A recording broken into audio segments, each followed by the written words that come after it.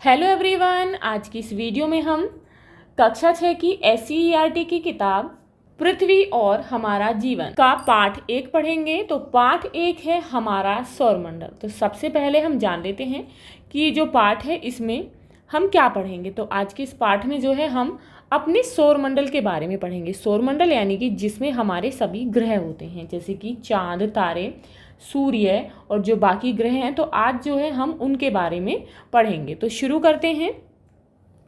रात में जब हम छत या किसी खुले स्थान से आकाश की ओर देखते हैं, यानी कि सभी जो है जब रात को सोते हैं और जब हम आसमान में देखते हैं तो हमें अनेक चमकती हुई आकृतियां दिखाई देती हैं। यानी कि हमें आसमान में तारे दिखाई देते हैं और चंद्रमा दिखाई देता है। तो इनमें चंद्रमा और तारे शामिल होते हैं। नगरों के तेज प्रकाश एवं प्रदूषण युक्त आसमान से दूर जाने पर ये आकृतियां अपेक्षाकृत अधिक स्पष्ट दिखाई देती हैं। आपने सोचा तो होगा कि ये सब क्या हैं और इन्हें क्या कहते हैं। तो आज के इस पाठ में जो है हम इनके बारे में ही अध्ययन करेंगे। तो पृथ्वी से आकाश में दिखाई देने वाली ये सभी आकृतियां आकाशीय पिंड या खगोलीय पिंड कहलाती हैं। इनमें सूर्य, चंद्रमा, तारे आदि शामिल होते हैं। तो आप यहाँ चित्र देख सकते हैं। चांद तारों के बारे में ये सोचता बच्चा, तो ऐसे जो है आप भी सोचते होंगे। तो आइए विचार करते हैं। चंद्रमा युक्त रातों में तारे एवं अन्य आकाशीय पिंड कम स्पष्ट दिखाई देते हैं, यानी कि कम दिखाई देते हैं, पूरे दिखाई नहीं देते हैं। सूर्य के अलावा अन्य आकाशीय पिंड दिन में क्यों नहीं दिखाई देते, यानी कि दिन में केवल हमें सूर्य दिखाई देता है। कभी कभी प्रातः यानी कि सुबह और शाम के समय चंद्रमा हल्के रंग का क्यों दिखाई देता है? क्या इसका कारण सूर्य या फिर चंद्रमा का तेज प्रकाश है? तो रात के आकाश में टिमटिमाती हुई आकृतियों के में तारे और अन्य आकाशीय पिंड शामिल हैं। तारे गर्म गैसों से बने गोले हैं। इनमें स्वयं द्वारा उत्पन्न प्रकाश एवं ऊष्मा होती है, यानी कि जो तारे हैं इनमें अपनी ही ऊर्जा होती है और अपना ही प्रकाश होता है। हमारे आकाश में अरबों तारे हैं, यानी कि अनगिनत तारे हैं। बहुत से तारे हमसे इतने ज़्यादा दूर हैं कि उन्हें हम बिना शक्तिशाली दूरदर्शी यानी कि टेलीस्कोप के नहीं देख सकते। हमारा सूर्य भी एक तारा है जो कि पृथ्वी के सबसे निकट है, यानी कि पृथ्वी से सबसे निकट कौन है? तो सूर्य जो है वो पृथ्वी के सबसे निकट है। तो आइए यहाँ पर विचार करते हैं। आकाश में अनेक तारे हैं जो हमारे सूर्य से भी बड़े हैं, परंतु ये तारे चंद्रमा से भी छोटे एवं कम प्रकाशवान दिखाई देते हैं। तो क्यों दिखाई देते हैं? आप नज़दीक के किसी वृक्ष को देखें, उसके बाद उसी या उससे बड़े आकार के किसी दूर के वृक्ष को देखें। देखने के बाद तुलना करेंगे। दूर का वृक्ष समान या बड़े आकार का होने पर भी हमें दूरी के कारण छोटा दिखाई देता है, यानी कि दूरी के कारण जो वस्तु है उसका आकार जो है हमें छोटा दिखाई देता है। इसी प्रकार ऊंचे उड़ते हवाई जहाज एवं पक्षियों के छोटा दिखने पर भी विचार करें, यानी कि जितनी ऊंचाई पर ये चीज़ें होती हैं उतनी ही हमें छोटी दिखाई देती हैं। तो यही जो है इनका कारण होता है। रात्रि के आकाश में हमें तारों के समूह द्वारा बनाई गई विभिन्न आकृतियां दिखाई देती हैं। इन्हें नक्षत्र मंडल कहते हैं। तो आपने जो है इस तरीके से देखा होगा, रात में जो है इस तरीके से तारों के द्वारा एक आकृति बनाई जाती है, तो जिसे संकेतक तारे कहते हैं, जो कि कहाँ निकलते हैं? उत्तर दिशा में। तो ये जो है उत्तर दिशा में है। खगोलविदों के अनुसार आकाश में कुल 88 नक्षत्र मंडल हैं। इनमें से आसानी से पहचाने जाने वाले कुछ प्रमुख नक्षत्र मंडल हैं। तो कौन कौन से हैं? Orion, Ursa Major, Big Bear, Canis Major, Great Dog एवं स्मॉल बियर सप्तऋषि मंडल, यानी कि इसमें 7 तारे होते हैं। प्राचीन काल से ही सप्तऋषि मंडल एवं ध्रुव तारे की सहायता से उत्तर दिशा का निर्धारण किया जाता रहा है। तो यहाँ पर देखेंगे कौन सा तारा है? ये जो है ध्रुव तारा है।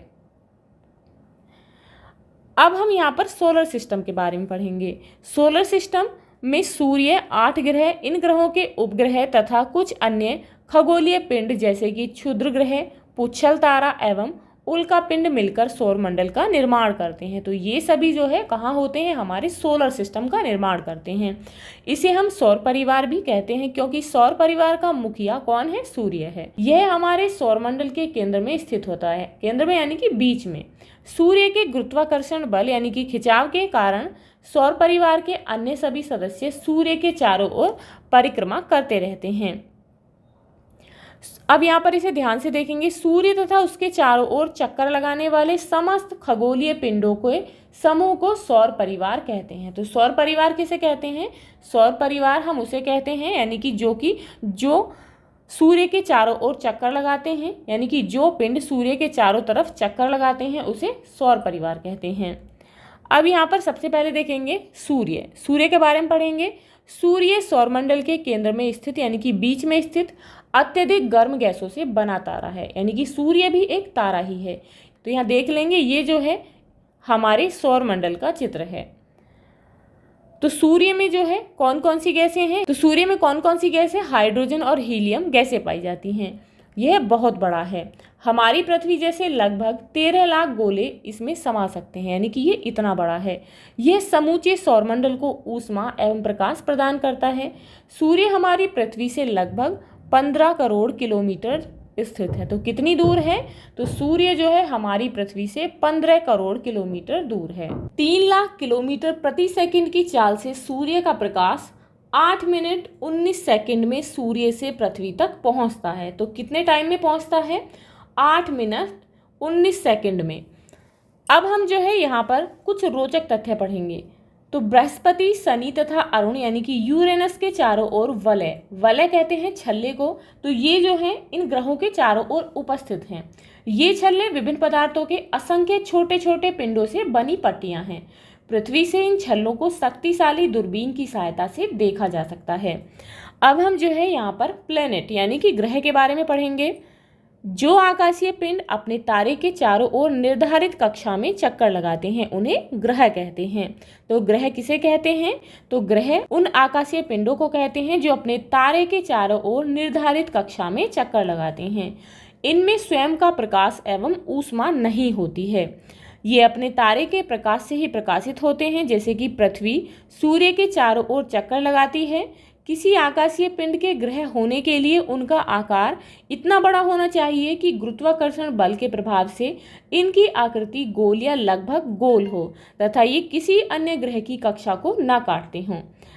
हमारे सौरमंडल में 8 ग्रह हैं। कितने ग्रह हैं? 8 ग्रह हैं। तो सूर्य से बढ़ती दूरी के अनुसार इनका क्रम इस तरीके से है। तो सबसे पहले है बुध, उसके बाद शुक्र यानी कि वीनस, पृथ्वी अर्थ, मंगल मार्स, बृहस्पति यानी कि जुपिटर, शनि सैटर्न, अरुण यानी कि यूरेनस और वरुण नेपच्यून। तो सौरमंडल के सभी 8 ग्रह अपनी धुरी पर लट्टू की भांति, किसकी तरह? यानी कि लट्टू की तरह घूमते हुए सूर्य के चारों ओर चक्कर लगाते हैं। तो शुक्र और अरुण ग्रह को छोड़कर शेष यानी कि बाकी जो भी ग्रह हैं घड़ी की सुइयों की विपरीत दिशा यानी कि एंटी क्लॉकवाइज, घड़ी में जो सुइयां चलती हैं उसके एंटी क्लॉकवाइज अपनी कक्षा में सूर्य की परिक्रमा करते हैं। इन ग्रहों का अपनी धुरी पर घूमना परिभ्रमण कहलाता है। तो इन ग्रहों का अपनी धुरी पर घूमना ही परिभ्रमण यानी कि रोटेशन कहलाता है एवं सूर्य के चारों ओर घूमना क्या कहलाता है? परिक्रमण। तो जब जो है ये ग्रह सूर्य के चारों तरफ परिक्रमा करते हैं तो उसे रिवॉल्यूशन कहते हैं और जब ये अपनी धुरी पर घूमते हैं तो परिभ्रमण यानी कि रोटेशन कहते हैं। तो अब हम यहाँ पर पृथ्वी के बारे में पढ़ेंगे यानी कि अर्थ के बारे में। सूर्य से दूरी के क्रम में पृथ्वी तीसरा ग्रह है। कौन सा? तीसरा ग्रह है। आकार में यह 5वां सबसे बड़ा ग्रह है। हमारी पृथ्वी लगभग गोलाकार की है। यह ध्रुवों पर थोड़ी चपटी, मध्य में थोड़ी उभरी हुई है, इसीलिए इसके आकार को भूआब यानी कि जियोइड कहा जाता है। ऐसा अनुमान लगाया जाता है कि जीवन के लिए अनुकूल परिस्थितियां संभवतः केवल पृथ्वी पर ही पाई जाती हैं, इसीलिए इसे हरित ग्रह यानी कि ग्रीन प्लैनेट भी कहा जाता है। पृथ्वी पर जल की अधिकता के कारण यह अंतरिक्ष से देखने पर नीले रंग की दिखाई देती है, इसीलिए इसे नीला ग्रह भी कहा जाता है। अब आप इसे भी देखेंगे। खगोलविदों के अनुसार कई तारों के पास हमारे सौरमंडल की भांति ग्रहों, उपग्रहों आदि आकाशीय पिंडों से बना सुव्यवस्थित तंत्र हो सकता है। अंतरिक्ष से देखने पर पृथ्वी नीली दिखाई पड़ती है, जबकि पृथ्वी का वायुमंडल अंतरिक्ष से देखने पर काला दिखाई पड़ता है। अब जो है हम उपग्रह यानी कि सैटेलाइट्स के बारे में जानेंगे। कुछ आकाशीय पिंड अपने ग्रह की परिक्रमा करते हुए सूर्य की परिक्रमा करते हैं। अपने ग्रह की परिक्रमा करने के कारण इन्हें उपग्रह कहते हैं। जैसे कि चंद्रमा जो है पृथ्वी की परिक्रमा करता है, पृथ्वी का एकमात्र प्राकृतिक उपग्रह है। अब यहाँ पर हम जो है सौरमंडल के ग्रहों का तुलनात्मक अध्ययन करेंगे। तो सबसे पहले जो है यहाँ पर जो है ग्रहों के नाम है। यहाँ पर ग्रह का, कौन से ग्रह का कैसा रंग है, सूर्य से उस ग्रह की कितनी दूरी है, ग्रहों का व्यास कितना है, अपने अक्ष पर लगाने का चक्कर का, यानी कि कितने टाइम में अपने अक्ष पर एक चक्कर लगाता है, सूर्य की परिक्रमा का समय कितने समय में लगाता है, और उपग्रहों की कितनी संख्या है। तो पहले है सबसे बुध। तो बुध का रंग है भूरा, सूर्य से इसकी दूरी है 5.8 करोड़, इसका व्यास है किलोमीटर में 4.878 किलोमीटर, अपने अक्ष पर चक्कर लगाता है 58.6 डेज में, सूर्य की परिक्रमा का समय ये लगाता है, यानी कि सूर्य की परिक्रमा जो है 88 दिन में लगाता है, और इसका जो है उपग्रह एक भी नहीं, यानी कि शून्य। शुक्र का रंग जो है वो हल्का पीला है, दूरी है 10.8 करोड़, ग्रह का व्यास है 12.104 किलोमीटर। उसके बाद ये जो चक्कर लगाता है इसका समय है 243 डेज, सूर्य की परिक्रमा का समय है 225 डेज में लगाता है, और इसका कोई भी उपग्रह नहीं है।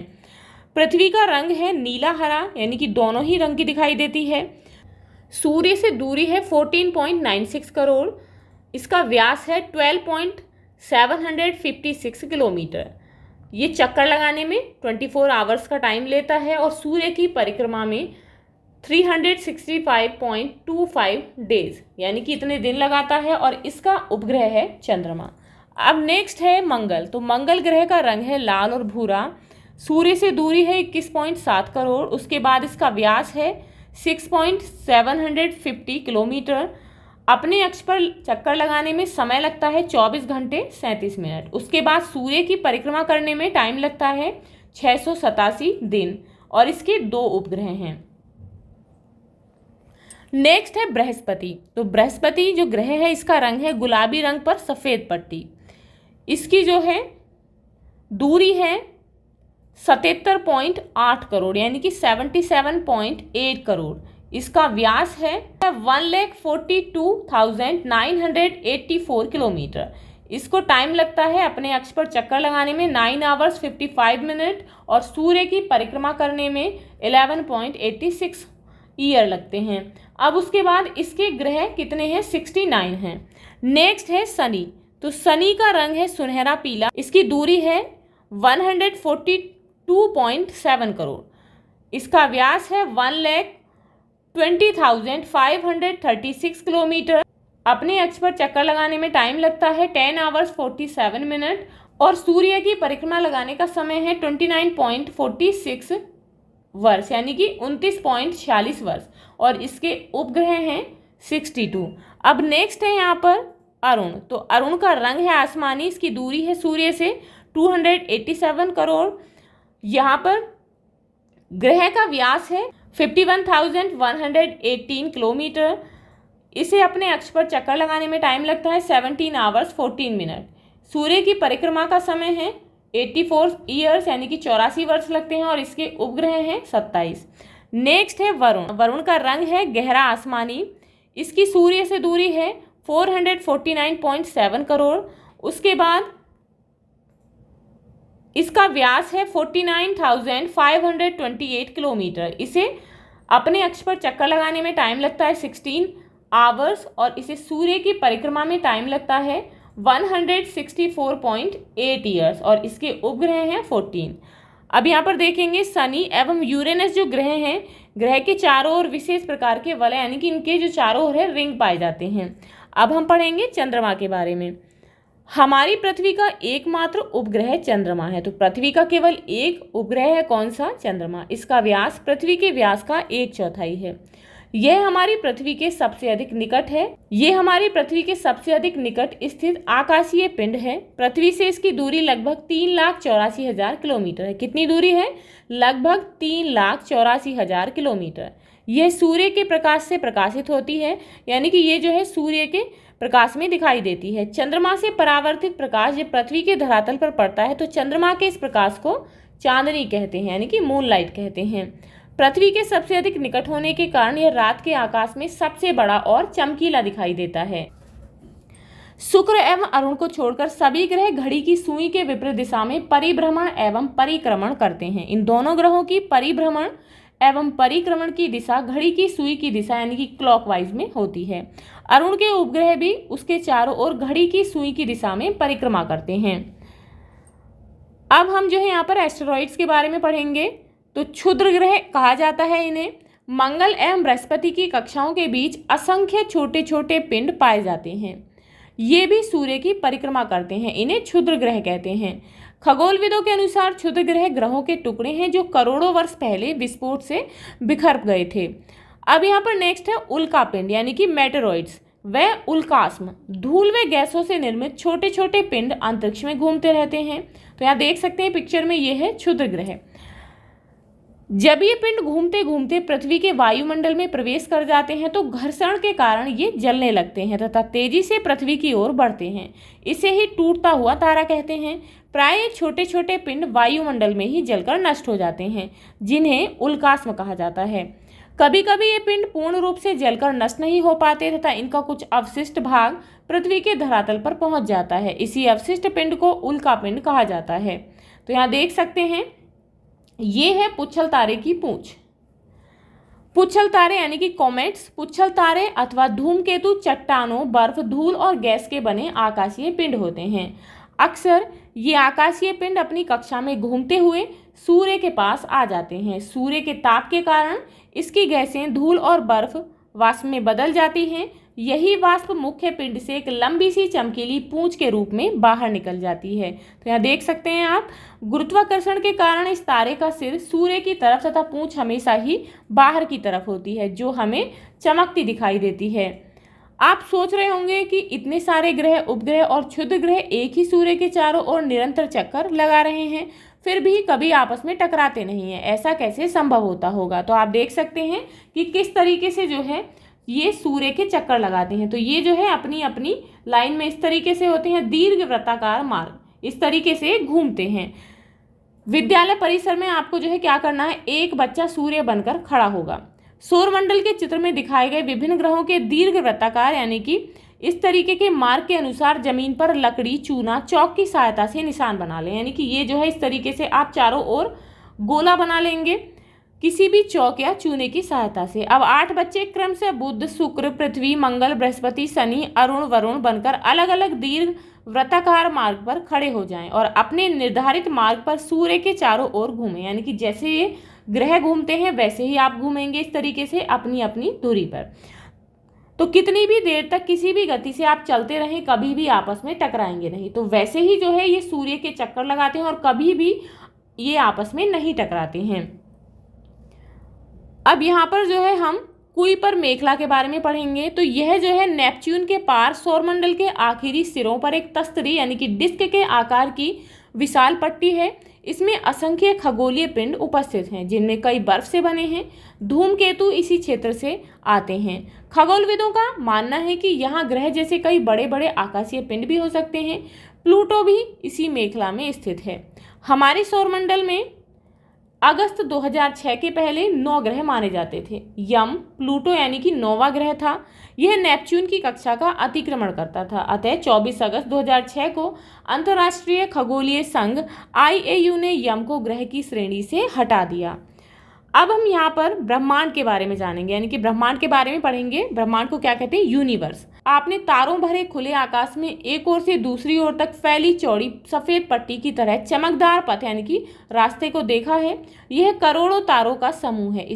इस पट्टी को ही क्या कहते हैं? गैलेक्सी कहते हैं, आकाशगंगा कहते हैं। हमारी आकाशगंगा का नाम क्या है? मंदाकिनी है। जो भाग पृथ्वी से दिखाई देता है उसे क्या कहते हैं? उसे मिल्की वे कहते हैं। इसका आकार सर्पिलाकार तस्तरी जैसा है, यानी कि स्पाइरल डिस्क जैसा है। इसमें लगभग 1 अरब तारे हैं। हमारा सौरमंडल इसी आकाशगंगा का एक भाग है। इस प्रकार की करोड़ों आकाशगंगाएं मिलकर हमारे ब्रह्मांड का निर्माण करती हैं। यहाँ पर हम प्रकाश वर्ष के बारे में जानेंगे। यह दूरी मापने की इकाई है, यानी कि प्रकाश वर्ष जो है ये दूरी मापने की इकाई है। प्रकाश द्वारा अंतरिक्ष में एक वर्ष में चली गई दूरी प्रकाश वर्ष कहलाती है।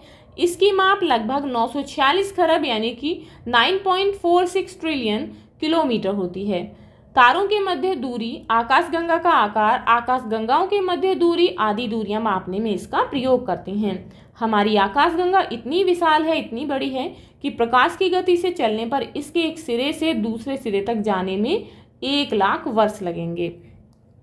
क्या आपने विचार किया है कि हमारे ब्रह्मांड में आकाशगंगा, सूर्य, पृथ्वी आदि आकाशीय पिंडों की उत्पत्ति कैसे हुई? तो आइए इसके बारे में जानते हैं कि किस तरीके से जो है इनकी उत्पत्ति हुई। तो ब्रह्मांड की उत्पत्ति बिग बैंग। आज से लगभग 13 अरब वर्ष पहले पूरा का पूरा ब्रह्मांड कैसा था? एक गर्म और सघन छोटे से गोले के रूप में था। अधिक गर्मी और सघनता के कारण इसमें अचानक विस्फोट हुआ। इस विस्फोट को बिग बैंग कहा जाता है। क्या कहा जाता है? Big bang. तो इस तरीके का क्वेश्चन आपसे पूछा जा सकता है कि बिग बैंग किसे कहा जाता है। तो विस्फोट के बाद ब्रह्मांड तेजी से फैलने लगा। यह फैलाव आज भी जारी है। बिग बैंग की घटना के कुछ करोड़ वर्ष के बाद तारों और आकाशगंगाओं का निर्माण होने लगा। वास्तव में आकाशगंगा का निर्माण हाइड्रोजन, हीलियम गैसों तथा धूल कणों से बने विशाल बादल के इकट्ठा होने से हुआ है। आकाशगंगा को बनाने वाले इन बादलों को निहारिका कहते हैं, यानी कि नेबुला कहते हैं। गुरुत्वाकर्षण के प्रभाव के कारण इन बादलों से गैसीय पिंड बने, जिससे तारों का निर्माण शुरू हुआ। आकाशगंगा के केंद्र में एक विशाल ब्लैक होल है जो गुरुत्व केंद्र का कार्य करता है। इसके कारण आकाशगंगा का स्थायित्व बना रहता है। तो यहाँ पर देखेंगे ये क्या है? ये जो है ब्रह्मांड का चित्र है। और ये क्या है? ये मंदाकिनी यानी कि आकाशगंगा है। हमारा सूर्य अपनी आकाशगंगा में लगभग 100 अरब तारों में से एक तारा है। आज से लगभग 5 अरब वर्ष पूर्व मंदाकिनी आकाशगंगा की बाहरी भुजा में हमारे तारे यानी सूर्य का जन्म हुआ। सूर्य अपने जन्म से ही आकाशगंगा के केंद्र की परिक्रमा कर रहा है। वर्तमान में यह आकाशगंगा की बीच की भुजा में स्थित है। सूर्य की उत्पत्ति के कुछ समय बाद उसके चारों ओर छोटे छोटे आकाशीय पिंडों और गैसीय बादलों का संचयन होने लगा। इस संचयन के परिणाम स्वरूप ग्रहों, उपग्रहों, क्षुद्र ग्रहों, पुच्छल तारों आदि का निर्माण होने लगा। इस प्रकार धीरे धीरे हमारा सौरमंडल अपने वर्तमान स्वरूप को प्राप्त किया। यहाँ पर हम जो है ब्लैक होल के बारे में पढ़ेंगे। ब्लैक होल एक ऐसा आकाशीय पिंड है जिसका बहुत अधिक भार अथवा द्रव्यमान अत्यंत सीमित स्थान पर एकत्र रहता है, अर्थात इसका घनत्व बहुत अधिक होता है। इस कारण ब्लैक होल का गुरुत्वाकर्षण बल इतना शक्तिशाली होता है कि कुछ भी इसके खिंचाव यानी आकर्षण से नहीं बच सकता। यहाँ तक कि यह अपने ऊपर पड़ने वाले प्रकाश को भी अवशोषित कर लेता है, अर्थात इसमें जाने वाला प्रकाश भी इसके बाहर नहीं आ पाता है। इसीलिए यह दिखाई भी नहीं देता। इसके स्थान पर केवल काला रंग दिखाई देता है। इसीलिए इसे कृष्ण वीवर या ब्लैक होल कहा जाता है। तो ये था आपका पाठ। आपको ये अच्छे से समझ में आ गया होगा। आप जो है इसे एक बार से फिर से रिवाइज करेंगे और यदि आपको इस पाठ से रिलेटेड कोई भी डाउट है तो आप जो है हमें कमेंट बॉक्स में कमेंट करके बता सकते हैं। तो मिलते हैं नेक्स्ट वीडियो में इस पाठ के क्वेश्चन आंसर के साथ। If you like this video, please like and share, and if you are new on this channel, please subscribe the channel. Thank you.